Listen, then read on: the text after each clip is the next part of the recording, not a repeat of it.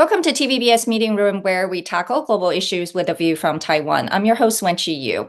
With Trump returning to the White House for the second term, how will the U.S. project its power with its dominance in technology, energy, and finance sectors? Today's guest is Henry Farrell, author of Underground Empire: How America Weaponized the World Economy. Henry is also a professor at Johns Hopkins SAIS. TVBS will be publishing its Chinese version, 地下帝国：金融网络半导体，美国如何将世界经济武器化 later in March. Welcome, Henry.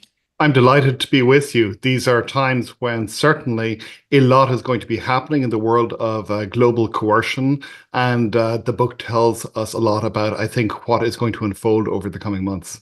Yeah, absolutely. Actually, your book, it used past tense, weaponized, and I was gonna say, it is probably going to be weaponizing its economy even more. But tell us why you wrote this book and what is the message that you were hoping to send to the readers? So I think that Abraham Newman and I, my co-author, we both thought that in the Trump administration, the first Trump administration, we were really beginning to see some of the hidden systems of the world being revealed in a much more open way. So that for decades before this, the United States had been using economic coercion via the financial system, its control of dollar clearing, had also been using other means in order to try and get its strategic objectives across. And as long as this was happening in a world where there was a fair amount of agreement between the United States and its allies, this was something which could be done without people paying too much attention to it. But during the Trump administration, this became much more overt. In the first Trump administration, we saw much more willingness on the part of politicians to do this in a very crude and a very blunt way. Yeah. Yes. Well, you use the word economic coercion, which has been cited as how China is leveraging its economic power to impose its values or, sway its political influence. Would you say which side started this first? So I think that these are always difficult things to figure out. Everybody blames everybody else. What I will say is that I think that there's some important differences between the kinds of coercion that the United States does and the kinds of coercion that China does. So if you look at China, China primarily uses its control of its domestic markets in order to try to punish countries that it doesn't like, so that the control of access issue. Exactly, right? Exactly. So that Australia says something that China doesn't like about coronavirus, and suddenly Australia discovers that its ability to export iron and other things to China disappears. But the problem with that is that this hurts China as well as hurting Australia. So you see China, after a year and a half, quietly abandoning some of its measures because it's just too tough for the economy.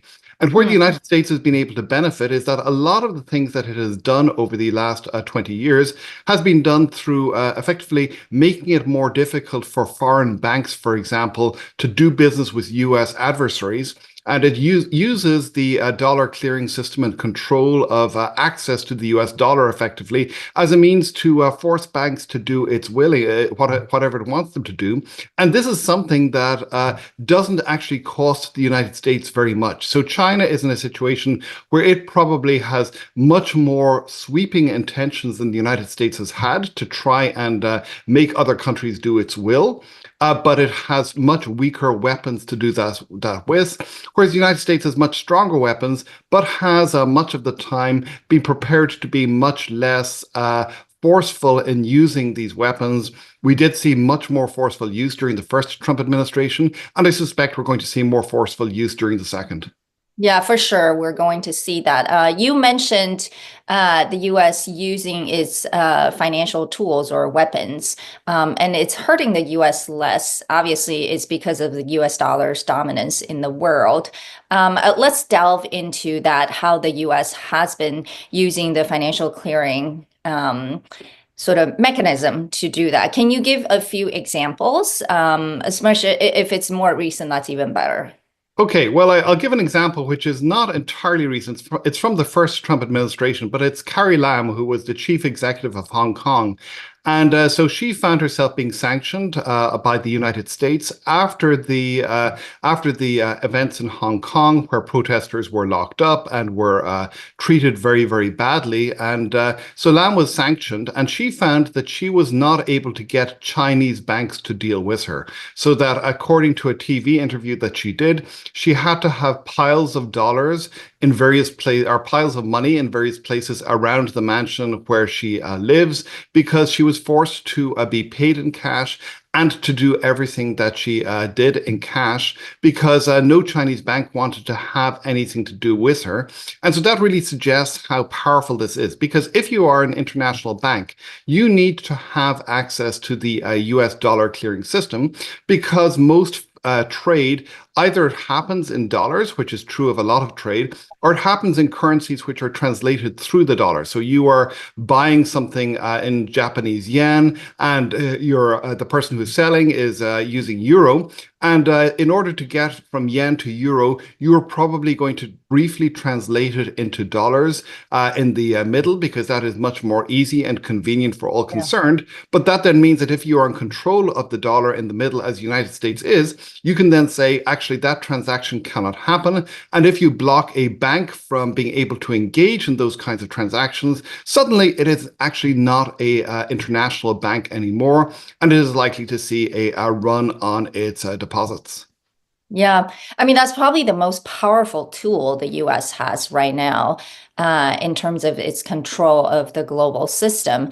Let's also talk about technology, since the US has such a lead. What are some of the examples you want to share? You know, obviously you gave quite a few in your book, but I think, let's use semiconductors as an example, since it's most relevant to Taiwan. Yeah, semiconductors are incredibly important. And here, what the United States has done is it has tried, in effect, to turn the export control system, which is a system which is about the export of US technologies to other parts of the world. It has tried to turn that into an equivalent of its control over the dollar clearing system.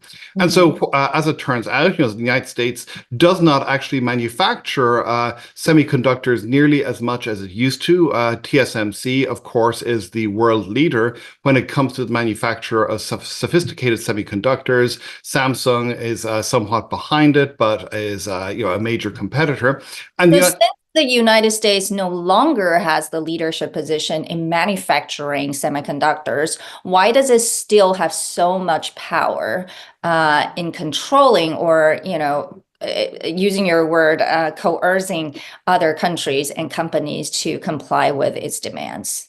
Intellectual property. So intellectual property is the key that the United States has been able to use, combined with its control over the companies which provide, for example, design software that actually allow you to lay out the semiconductors, and also certain kinds of materials that you need to produce semiconductors. So the United States still maintains control over these. And during the first Trump administration, it, of course, began to try to use these against Huawei, which is where the whole huge system that we have seen develop over the last number of years developed in actions that were being taken against Huawei.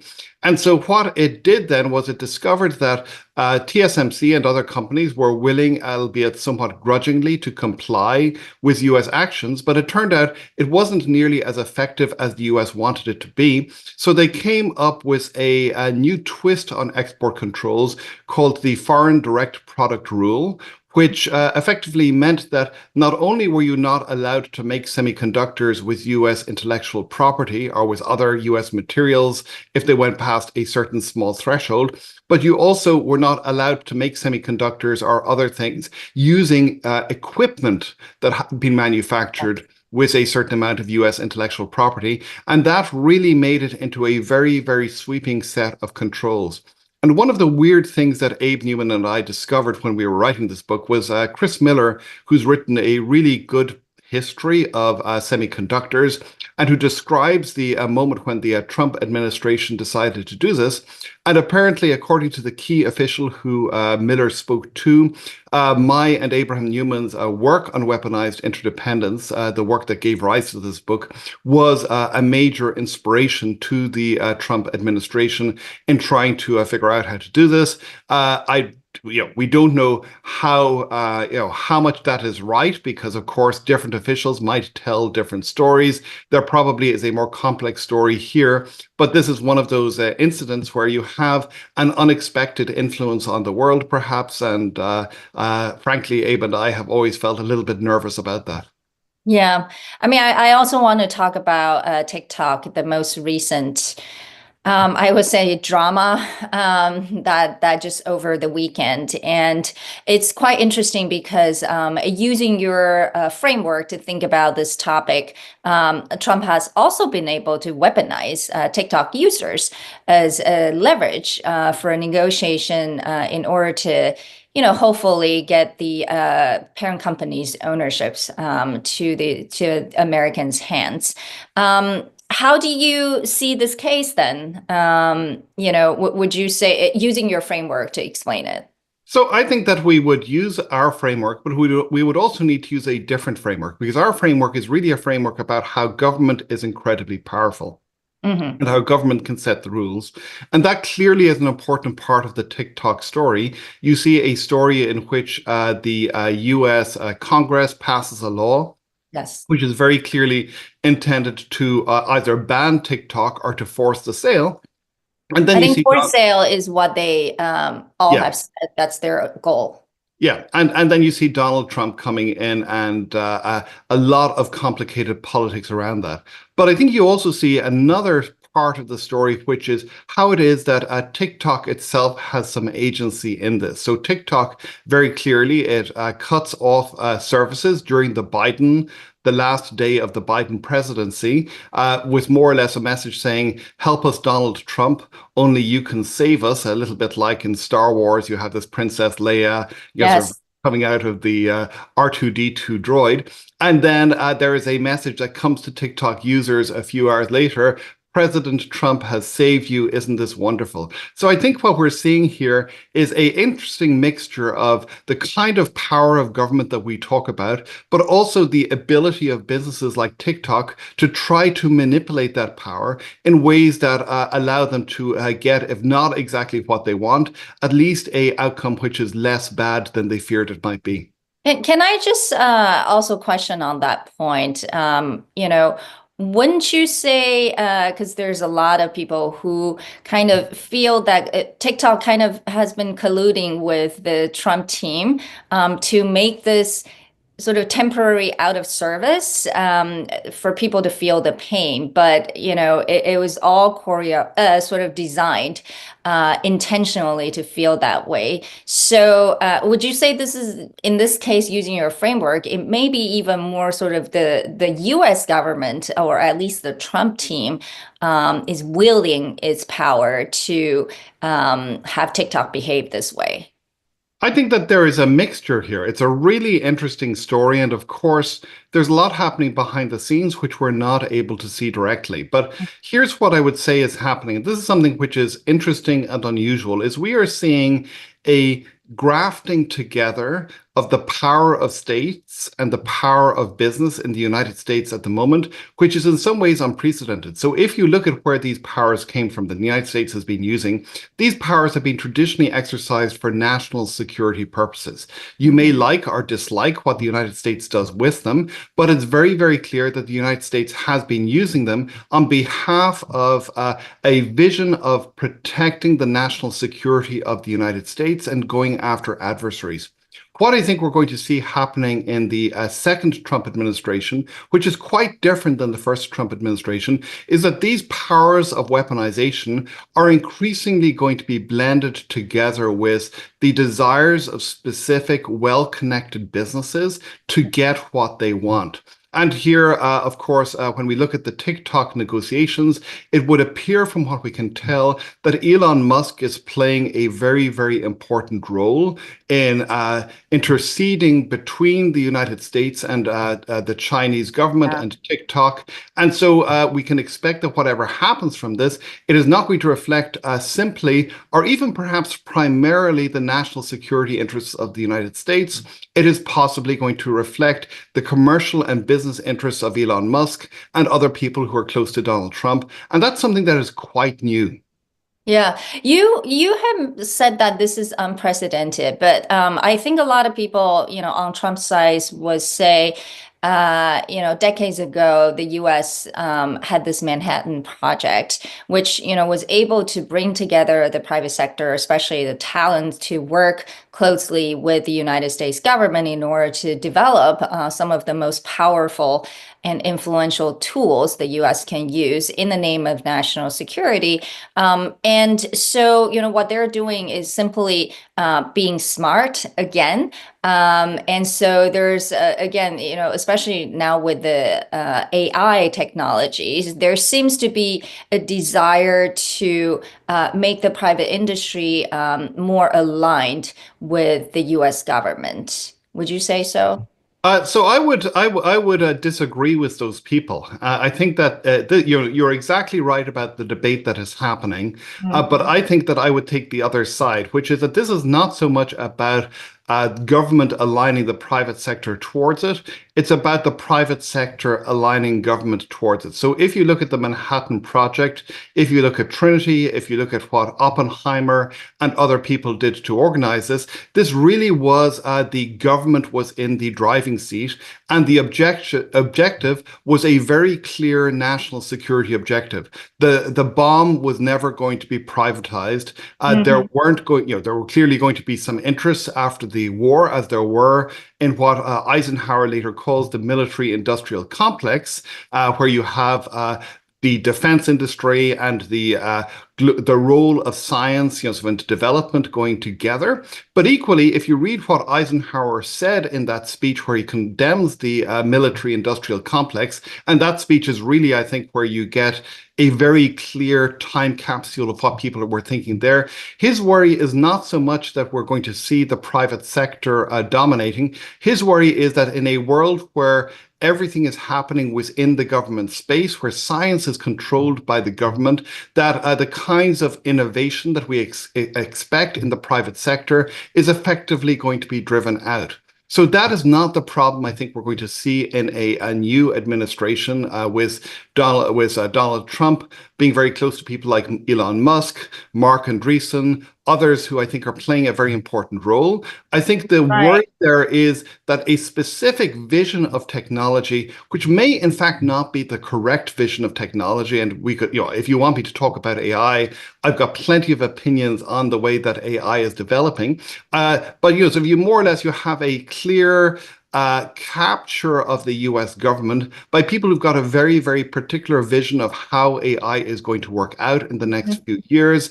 And they have a lot of financial interests in the particular way that this is going to work out. And it may be that this turns out to be a good bet for their bottom line, for the bottom line of their companies, but maybe not a great bet from the point of view of the security of the United States.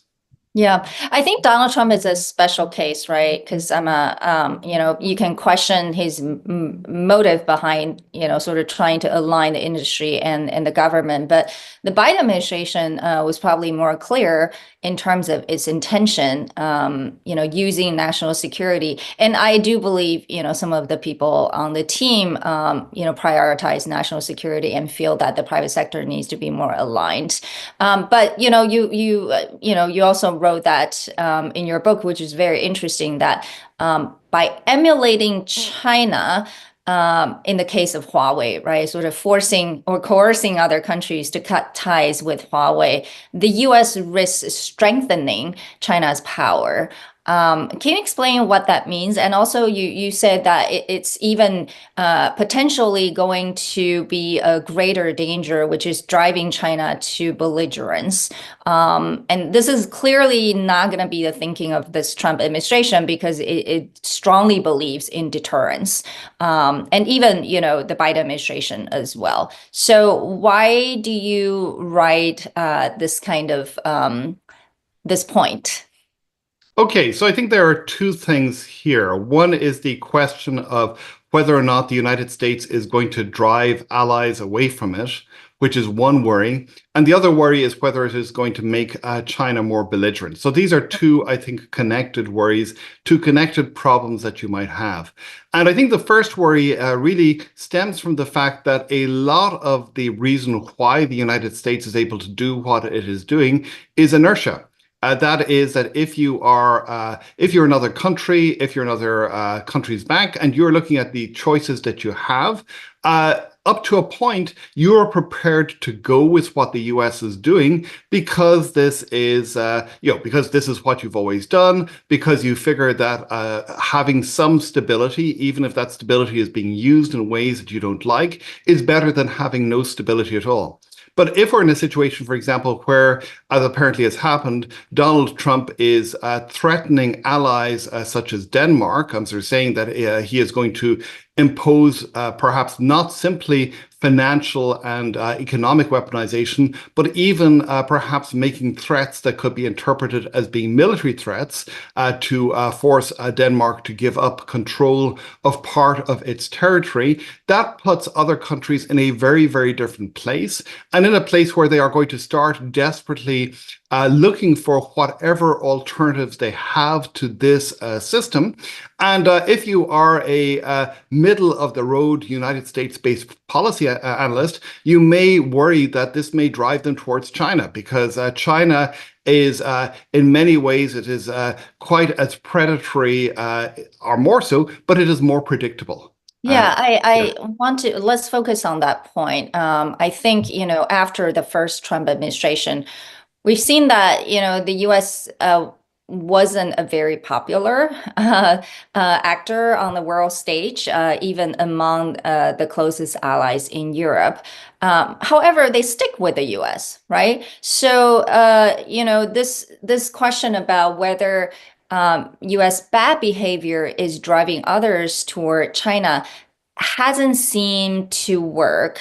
Partially, I think, China is not doing that well either. And there's a lot of behavior that, people feel some distaste around it. And using the example of Taiwan, for example, I think in Taiwan, there's definitely a growing sort of sentiment that is very suspicious, or I should say cynical about the United States. But, would it drive Taiwan toward Beijing? Also not happening. And, even more, actually, feeling this negative feeling about China. So that doesn't seem to work.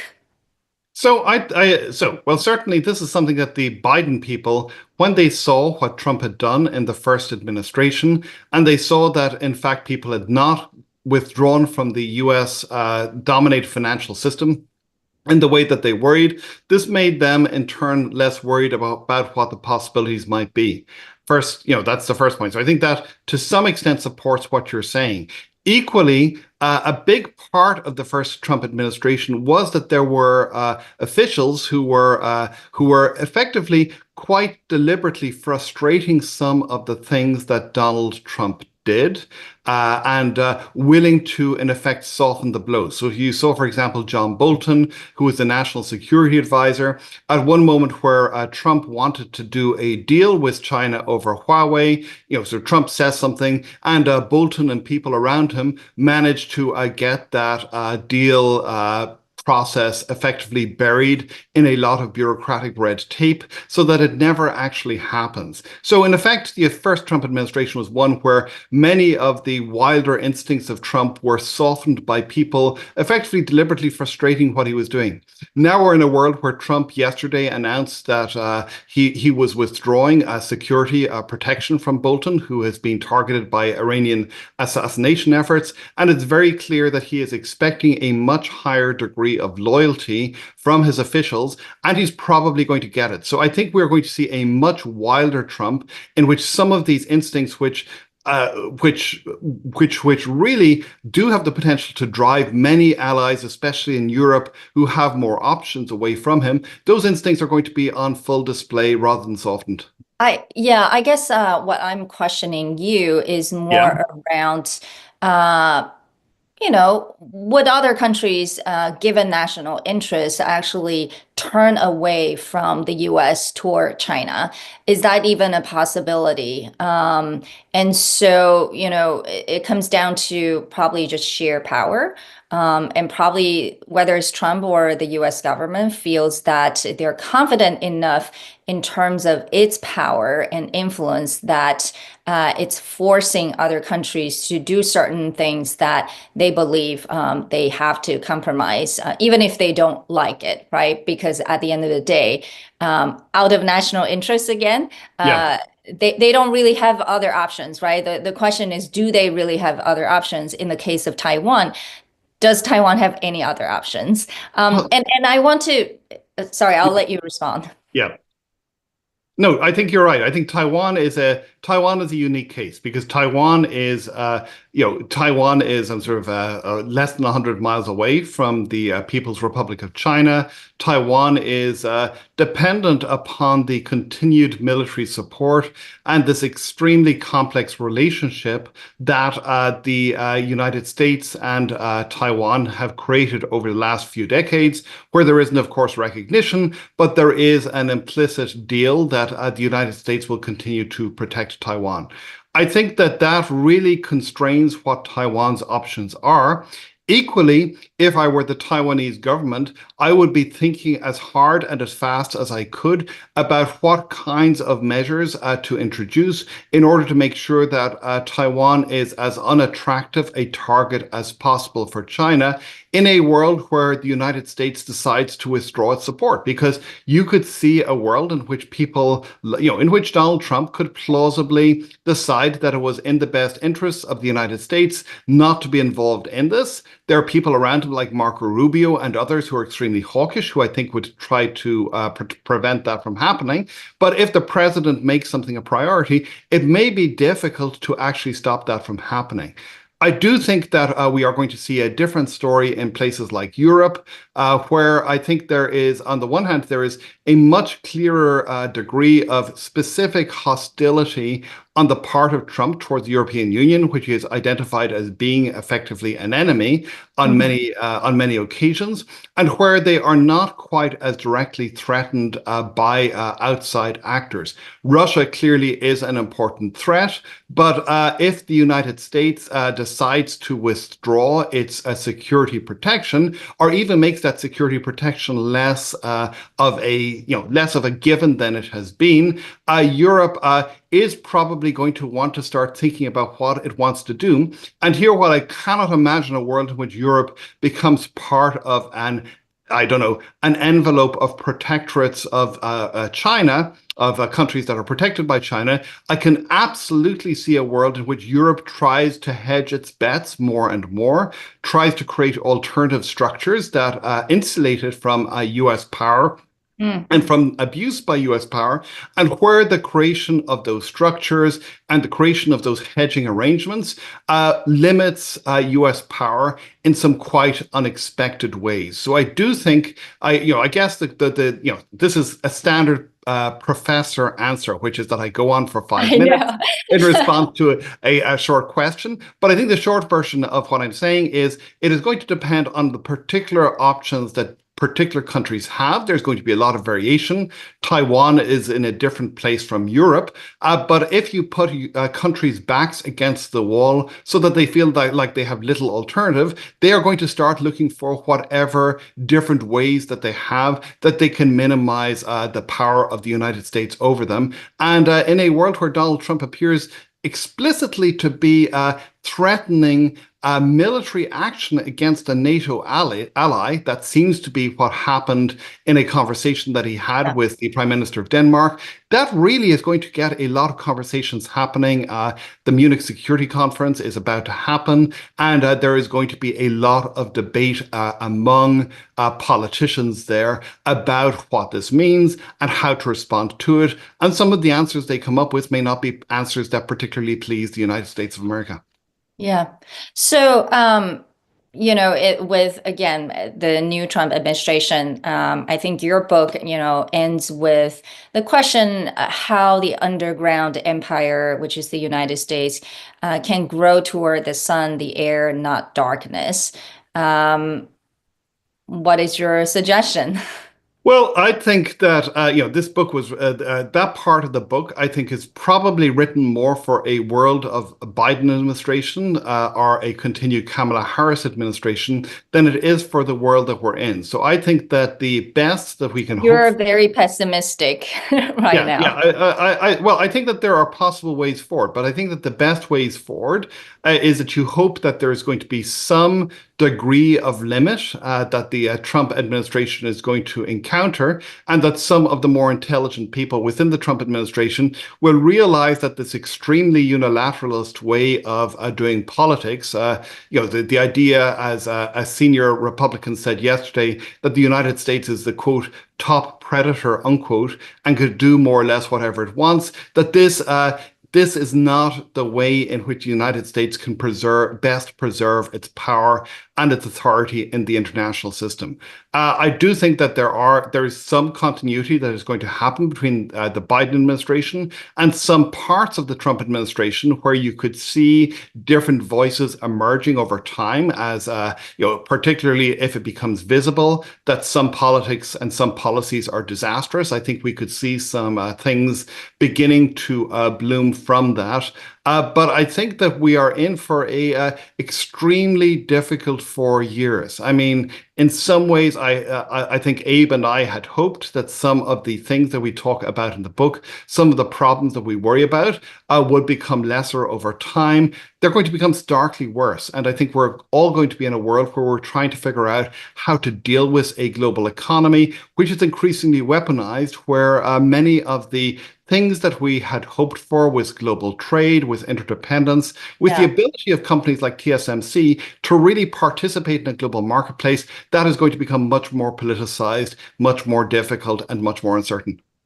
Well, that's for sure. I think, it'll be quite interesting to see what the next 4 years is going to look like, and not just in the United States, but also for the world, whether it will be an overreach for the Trump administration or the U.S. could come up and become even stronger as it's, wielding its underground empire networks. So thank you so much for joining us today. Again, Underground Empire will be in Chinese version, published in Taiwan in March. 地下帝国金融网络半导体，美国如何将世界经济武器化? TVBS will be publishing this book. Thank you, Professor Farrow, and take care. Thank you so much. This was wonderful. Thank you.